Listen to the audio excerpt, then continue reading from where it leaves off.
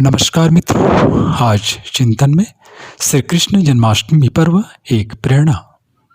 श्री कृष्ण जन्माष्टमी पर्व व्रत पूजन, व्रत उपवास करते हुए हम सब भक्तिपूर्वक मनाते हैं।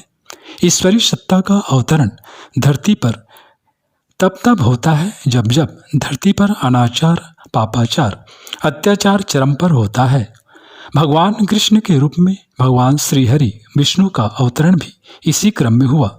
कंस, जरासंध, बकासुर आदि राक्षसों, असुरों का चारों तरफ अत्याचार बढ़ गया था। साधु संतों आदि भद्र पुरुषों को निर्दयता पूर्वक प्रताड़ित करने में, सताने में कोई कोर कसर बाकी न रही थी।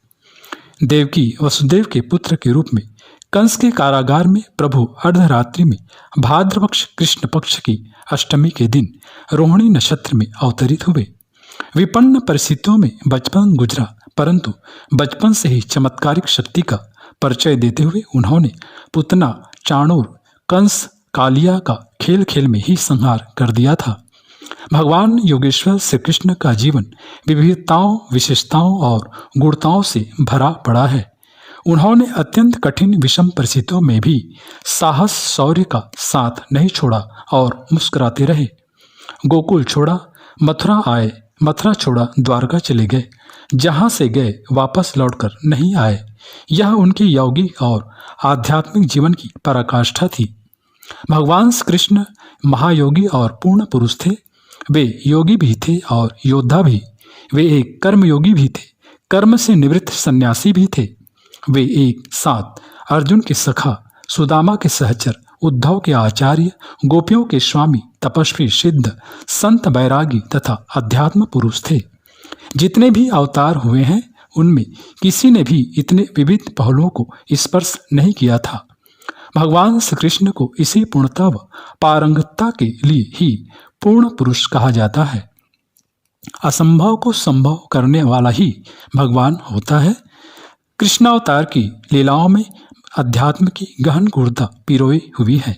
भगवान श्री कृष्ण के कार्य अद्भुत और निराले थे। वे एक साथ अनेक प्रकार के कार्य कर लेते थे। महाभारत युद्ध भूमि के बीच उन्होंने अर्जुन को गीता का दिव्य उपदेश भी दे दिया। यह अनोखा कार्य था। उन्होंने यशोदा जी को अपना विराट रूप दिखा दिया तो अर्जुन को भी विराट रूप का दर्शन करा, अपने स्वरूप का बोध करा दिया। राजसूय यज्ञ में भगवान श्री कृष्ण ने जूठी पत्तल उठाने का दायित्व अपनाकर जन जन को अपने अहम को गलाने का संदेश भी दिया एवं सेवा भावना, स्वयं सेवक भावना को सम्मानित भी किया। भक्त की पराकाष्ठा में वे राधा संग नजर आते हैं और उन्होंने दुर्योधन के 56 भोग त्याग कर विदुर के घर जाकर रोटी साग खाकर अपनी आत्मीयता की पराकाष्ठा का परिचय दिया। भगवान श्री कृष्ण ने गोवर्धन पर्वत उठाकर साकार की भावना को विस्तार दिया। सामूहिक श्रमदान से बड़े से बड़े असंभव कार्य संभव हो जाते हैं। उनका गो प्रेम, गो सेवा, गो पालन, गो संवर्धन एक बड़ा आंदोलन था जो आज की परम आवश्यकता है।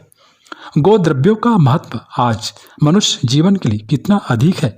फसलोत्पादन के लिए गोबर की खाद, कीटनाशक के लिए गोमूत्र, कैंसर जैसे घातक रोगों से बचने के लिए गोमूत्र तथा दूध, दही, घी, गोमूत्र से निर्मित अनेक औषधियों की उपयोगिता अब और बढ़ गई है। भगवान श्री कृष्ण ने जो कहा वह सब अपने जीवन में उतार कर दिखाया। कर्मयोग, ज्ञान योग, भक्ति योग का दर्शन दिया, मुक्ति का मार्ग दिखाया। गीता को भगवान श्री कृष्ण का शाश्वत कलेवर कह सकते हैं। ज्ञान को जन सुलभ और सर्वोपयोगी बनाने की अपने ही ढंग से अद्भुत प्रयास है। मित्रों, श्री कृष्ण जन्माष्टमी पर्व पर हम सब उनके गीता रूपी अज्ञानामृत का पायपान करें और आत्मबोध का आशीर्वाद पाएं।